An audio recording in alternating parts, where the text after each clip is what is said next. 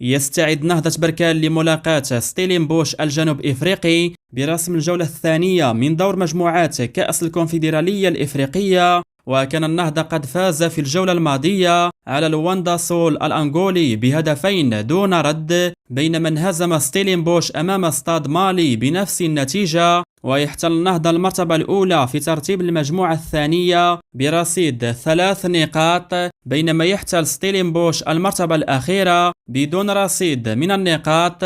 مباراة ستيلينبوش الجنوب إفريقي ونهضة بركان ستجرى يوم الأحد 8 دجنبر في تمام الساعة 1 زوالا بتوقيت غرينتش، 2 بعد الزوال بتوقيت المغرب، 4 عصرا بتوقيت مكة المكرمة. المقابلة ستقام على أرضية ملعب موزيس مابيضا بمدينة ديربان الجنوب إفريقية، ومن المنتظر أن تنقل المقابلة على إحدى قنوات بي إن سبورت العربية.